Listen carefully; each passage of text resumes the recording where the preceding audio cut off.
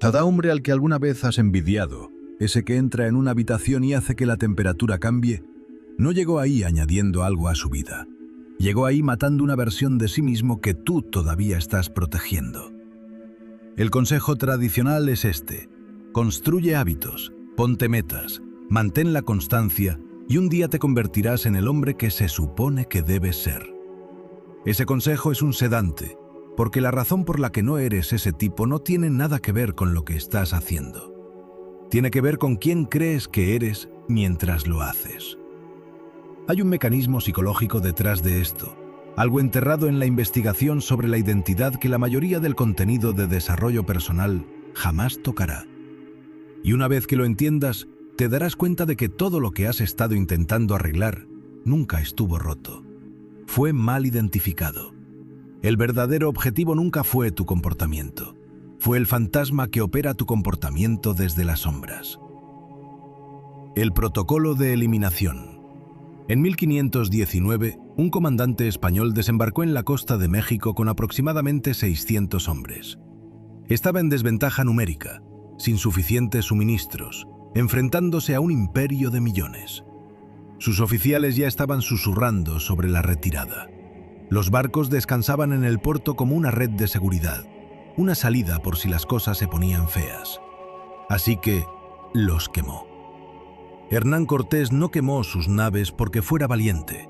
Las quemó porque entendió algo sobre la psicología humana que la mayoría de los hombres nunca logran captar. Mientras exista una salida, tu mente siempre mirará hacia la puerta en lugar de hacia la batalla. No puedes convertirte en un hombre nuevo mientras mantienes al viejo con soporte vital. Esta es la primera cosa que nadie te dice sobre la transformación. Convertirte en ese hombre no se trata de acumular, se trata de amputar. ¿Crees que necesitas añadir disciplina, añadir confianza, añadir una rutina matutina, un hábito de lectura, una membresía del gimnasio? Pero solo estás apilando muebles nuevos en una casa en llamas. El fuego no es la falta de recursos. El fuego es esa identidad muerta que te niegas a incinerar. Mira tu vida con honestidad. Hay una versión de ti que todavía responde mensajes de personas que drenan tu tiempo porque le tienes miedo a la confrontación. Hay una versión de ti que desliza la pantalla del celular durante 2 horas después de la medianoche porque la dopamina enmascara el hecho de que estás evitando algo real. Hay una versión de ti que habla con verdades a medias en el trabajo porque la verdad completa requeriría que la respaldes. Y respaldar algo significa que la gente podría oponerse. Esa versión no eres tú en un mal día. Esa versión es tu sistema operativo. Y hasta que lo desinstales, cada actualización que intentes instalar colapsará. La ciencia de la identidad. Esto es lo que revela la investigación sobre el cambio de comportamiento basado en la identidad. El trabajo de James Clear, fundamentado en la literatura psicológica sobre el autoconcepto, descubrió que las personas que plantean el cambio como convertirse en alguien nuevo, en lugar de lograr algo, tienen muchas más probabilidades de mantener ese cambio. Pero hay un corolario oscuro que rara vez se discute. Para convertirte en alguien nuevo, debes rechazar activamente a quien eras. No superarlo, no evolucionar más allá de él. Rechazarlo deliberada y violentamente. De la misma manera que Cortés rechazó la retirada como opción. Demóstenes entendió esto. En el siglo IV a.C., era un joven tartamudo y físicamente débil en Atenas, una ciudad donde hablar en público era la moneda del poder. Él no solo practicó la retórica, se afeitó la mitad de la cabeza para sentir tanta vergüenza que no pudiera salir de su estudio subterráneo. Se metió piedras en la boca y gritó por encima del estruendo de las olas en la orilla. Hizo físicamente imposible volver a ser el hombre que había sido.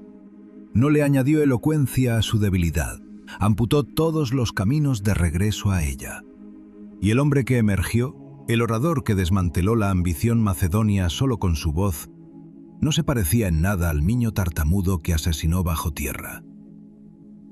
Ese es el protocolo de eliminación. No se trata de construir una mejor versión de ti. Se trata de hacer que tu peor versión sea físicamente imposible de acceder.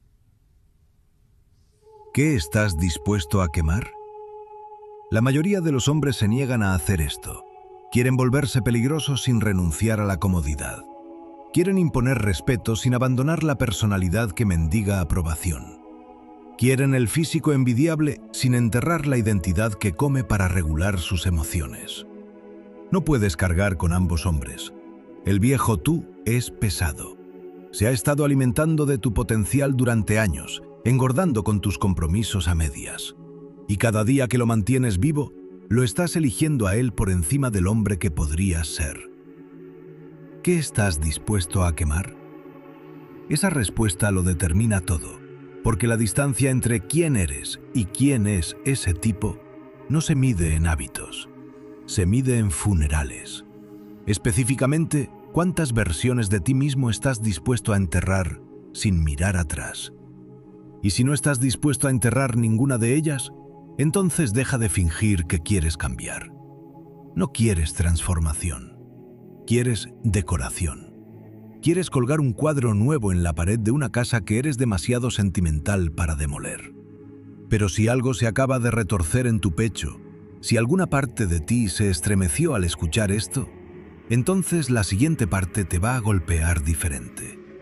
Porque lo que sigue explica por qué has estado atrapado en el mismo bucle psicológico durante años. Y no tiene nada que ver con la pereza. La inversión de identidad. Hay un concepto en la psicología conductual que debería aterrorizarte. Se llama congruencia del autoconcepto.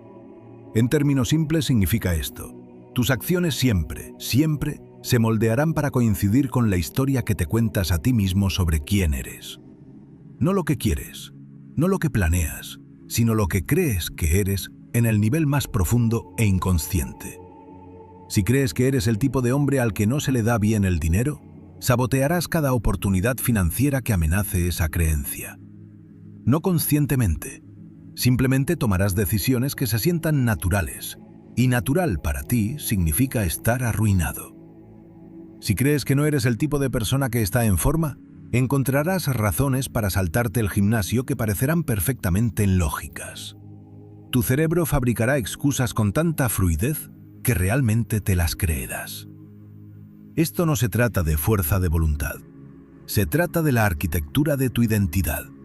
Tu subconsciente es un sistema de seguridad y está programado para proteger la versión actual de ti, incluso si esa versión está fallando.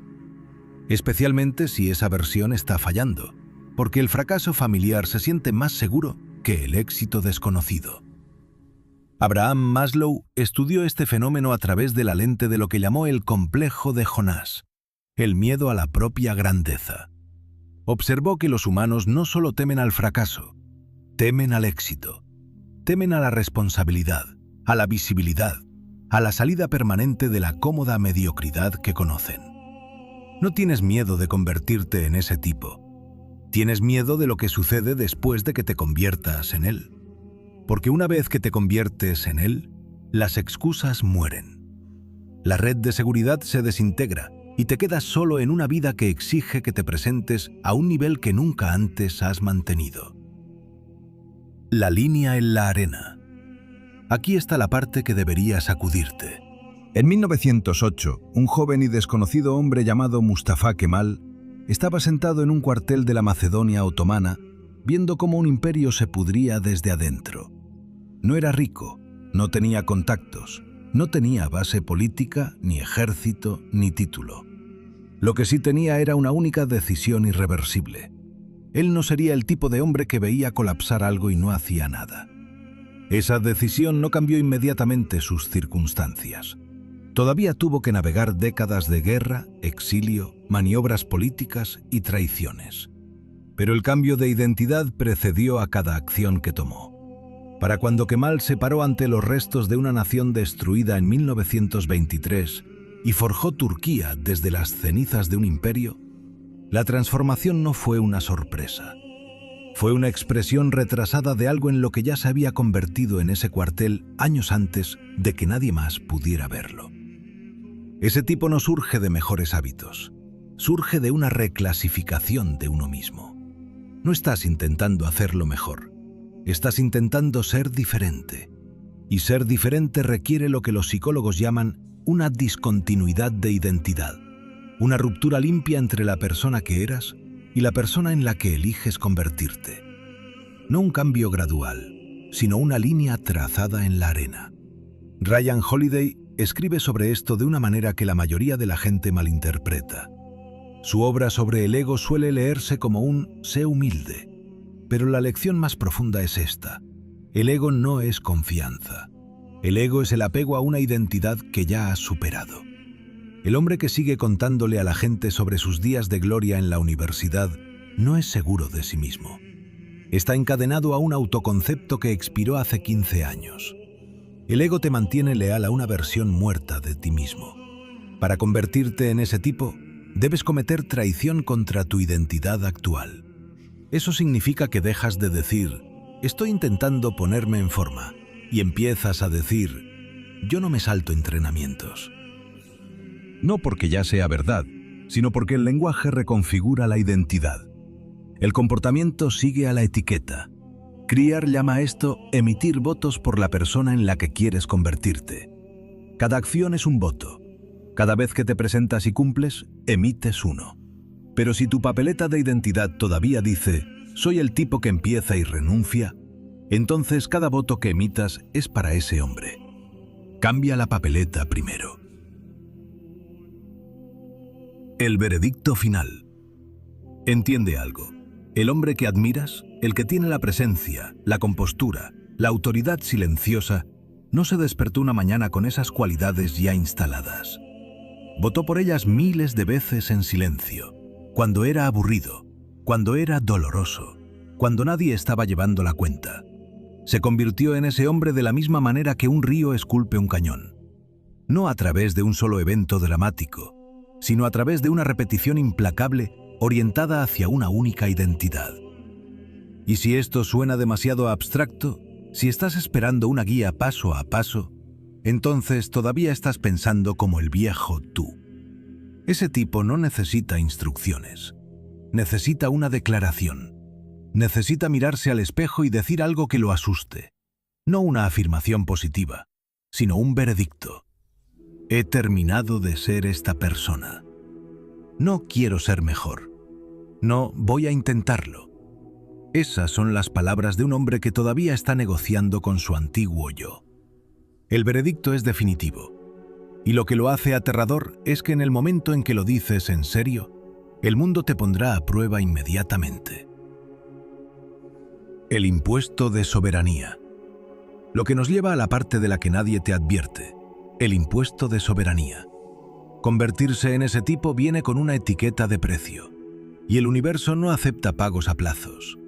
Cobra el total por adelantado y en una moneda que la mayoría de los hombres no están dispuestos a gastar.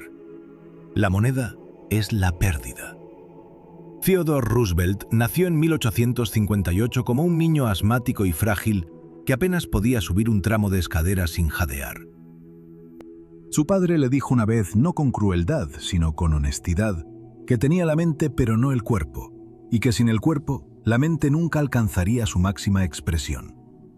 Roosevelt no se limitó a empezar a hacer ejercicio. Declaró una guerra privada contra su propia constitución física. Boxeó, hizo senderismo, montó a caballo hasta que le sangraron las piernas.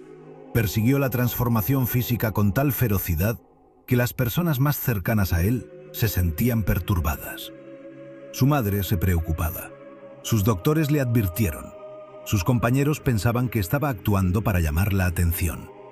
No estaba actuando. Estaba pagando el impuesto de soberanía, y el mundo lo castigó por ello antes de recompensarlo. ¿Qué perdió? Perdió la compasión que venía con ser el niño enfermizo. Perdió el trato delicado. Perdió las bajas expectativas que secretamente lo mantenían cómodo. Perdió amistades con personas que preferían la versión de él a la que podían compadecer. Este es el impuesto. En el momento en que empieces a cambiar de verdad, perderás a las personas que solo se sentían cómodas con tu versión más débil. No porque sean malvadas, sino porque tu evolución es un espejo, y ese espejo refleja su propio estancamiento. No odian en quién te estás convirtiendo. Odian lo que aquello en lo que te estás convirtiendo dice sobre su propia negativa a intentarlo. Suelta la muleta. Jordan Peterson habla de la responsabilidad masculina en términos de asumir cargas de forma voluntaria, la idea de que el valor de un hombre se mide por el peso que está dispuesto a llevar. Pero hay un paso previo a cargar el peso que la audiencia de Peterson a menudo se salta. Antes de llevar el peso, debes soltar la muleta. La muleta es la identidad de víctima, la narrativa que dice: si tan solo mis padres hubieran sido diferentes, si tan solo tuviera más dinero, si tan solo hubiera empezado antes. Esas historias son cómodas, explican tu posición actual sin exigirte que la cambies. Son mantas cálidas en una habitación fría, pero ese tipo duerme en el frío. Maslow identificó esto en su jerarquía. La autorrealización, la cima, no es un destino, es un estado continuo de tensión entre quién eres y en quién podrías convertirte. Y los hombres que la alcanzan no la describen como pacífica, la describen como implacable, una insatisfacción permanente con el conformismo, una negativa a aceptar que esto es suficiente cuando claramente hay más disponible. No es ambición. La ambición persigue marcadores externos. La autorrealización persigue la alineación, la aterradora exigencia de cerrar la brecha entre tu capacidad y tu rendimiento, y de nunca dejar de cerrarla. ¿Cuál es tu río? Aquí está la parte que separa la teoría de la realidad.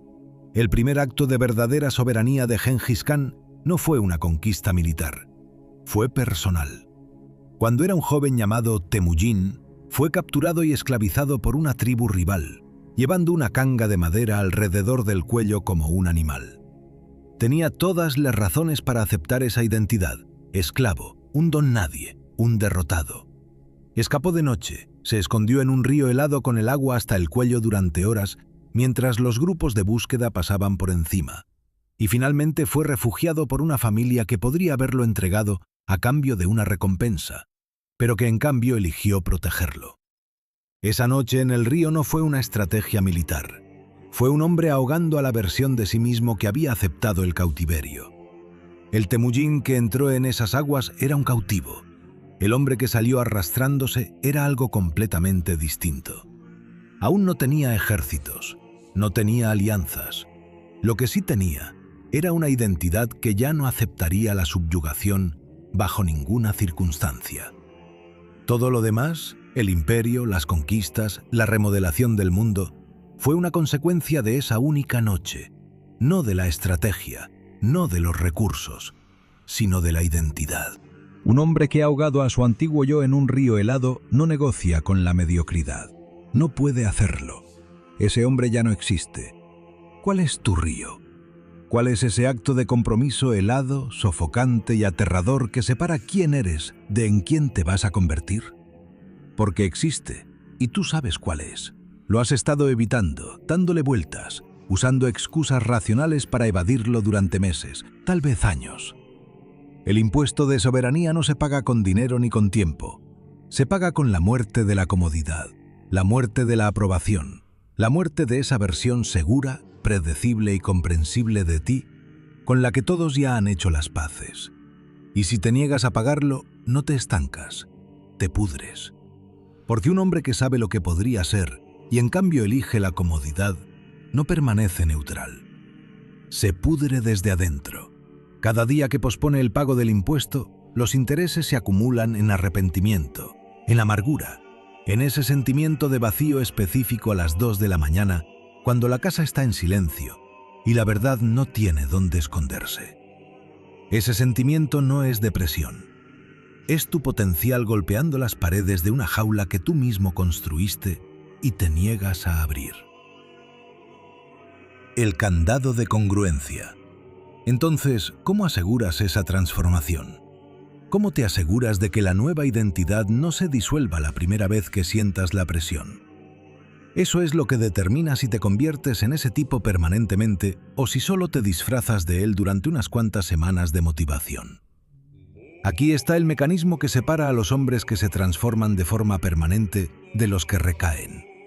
Se llama congruencia conductual.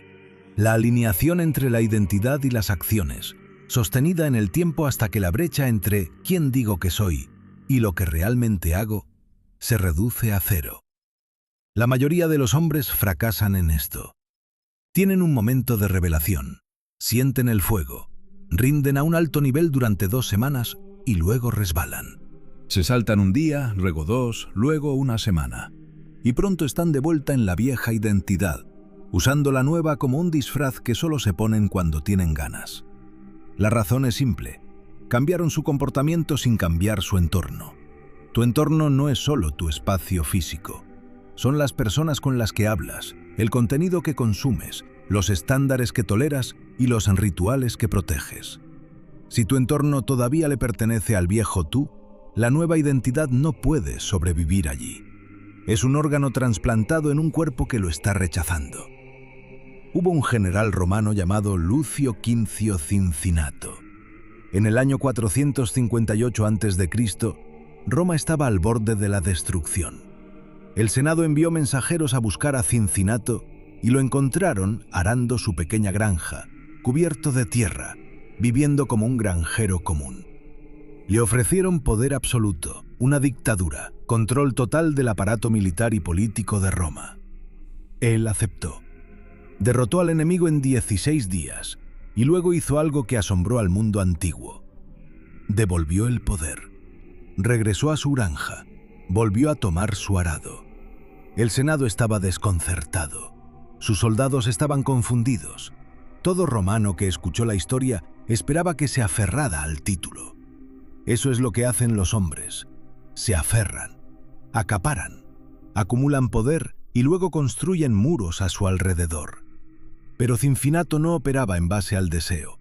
Operaba en base a la identidad. Y su identidad ya estaba completa. ¿Por qué importa esto? Porque Cincinnato no estaba actuando con disciplina. No estaba motivado.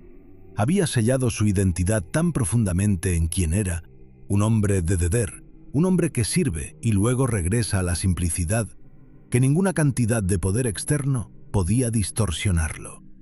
La corona no podía corromperlo porque su congruencia era absoluta. No había brecha entre su identidad y sus acciones, lo que significaba que no había ninguna grieta que la tentación pudiera explotar. Este es el candado. Te conviertes en ese tipo permanentemente cuando tu identidad y tus acciones se fusionan tanto que comportarse de otra manera se siente como una violación a ti mismo. No como una pérdida de motivación, una violación, como llevar puesta la piel de otra persona, como hablar con una voz que no es la tuya. La arquitectura del nuevo tú. ¿Cómo construyes esto? Empiezas con innegociables, no con metas, con innegociables. Una meta es algo a lo que apuntas. Un innegociable es algo que no violas bajo ninguna circunstancia. La diferencia es existencial. Quiero entrenar 5 días a la semana, es una meta. Soy alguien que no se salta los entrenamientos, es un innegociable. El primero se dobla bajo presión, el segundo quiebra la presión. Elige 3 innegociables, no 10. 3. Las acciones que definen al hombre en el que te estás convirtiendo. Protégelos con todo lo que tienes. Falla 1 y le habrás dado un voto a la vieja identidad. Falla 2 y estás en medio de unas elecciones. Falla 3 y el viejo tú acaba de ganar. Tu entorno debe hacer cumplir estos innegociables. Elimina a las personas que normalizan la mediocridad. Elimina el contenido que alimenta la narrativa de víctima. Elimina los detonantes físicos, la comida chatarra en la despensa, el teléfono en la mesa de noche, la silla colocada justo frente al televisor. Reestructura la arquitectura de tu día para que el camino de menor resistencia te lleve directamente a través de las acciones que definen al nuevo tú. La fricción debería existir entre tú y el viejo comportamiento, no entre tú y el nuevo. Y luego haz algo que la mayoría de los hombres están aterrorizados de hacer. No se lo digas a nadie. No anuncies tu transformación. No publiques sobre tu nueva dieta. No le cuentes a tus amigos sobre tu nuevo capítulo. Porque en el momento en que lo dices, tu cerebro registra la aprobación social como una recompensa, y esa recompensa sustituye al trabajo real. Recibes el golpe de dopamina por declarar el cambio sin soportar la fricción de convertirte en él. Ese tipo no se anuncia a sí mismo, simplemente llega, y para cuando la gente se da cuenta, La transformación ya no es un proyecto, es un hecho. Está escrita en su postura, en sus decisiones, en su negativa a dar explicaciones. El trabajo se hizo en la oscuridad. Los resultados hablan en la luz, y hablan con una voz que silencia cada duda que la habitación albergaba sobre él. Conclusión. Así que aquí la tienes, la arquitectura completa. Eliminas las rutas de escape que mantienen viva a la vieja identidad. Cometes un acto de traición a tu identidad, declarando no lo que quieres hacer, sino quién ya no estás dispuesto a ser. Pagas el impuesto de soberanía, la pérdida de comodidad, de aprobación y de las relaciones que dependían de tu debilidad. Y aseguras la transformación a través de la congruencia conductual, innegociables tan arraigados en tu existencia diaria que romperlos se sentiría como una traición a ti mismo. Esto no es motivación. La motivación es un pico químico que dura 48 horas. Esto es reconstrucción. Estás derribando los muros de carga de una personalidad que fue construida para sobrevivir y reemplazándolos con una estructura diseñada para dominar. Ese tipo no es un destino, es una decisión. Una decisión que tomas cada mañana antes de que alguien esté mirando. Una decisión que tomas cada noche cuando nadie sabría si te rendiste. Una decisión que se acumula en silencio, de forma invisible, hasta que un día detona y las personas que conocían a tu antiguo yo no tendrán palabras para lo que ven. Y aquí está el pensamiento con el que te voy a dejar, el que te seguirá en la oscuridad de esta noche cuando las distracciones se apaguen y la habitación esté en silencio. Tú ya sabes quién es ese tipo. Lo has visto en destellos, en los momentos en que actuaste sin dudar, cuando mantuviste un límite que normalmente cruzas, cuando dijiste lo difícil en lugar de lo seguro y sentiste que algo cambiaba dentro de tu pecho, algo antiguo, algo que se sintió como volver a casa. Él no es un extraño. Es la versión de ti que sale a la superficie cuando dejas de pedir perdón por tu propia existencia. La única pregunta es, ¿cuánto tiempo más lo vas a hacer esperar?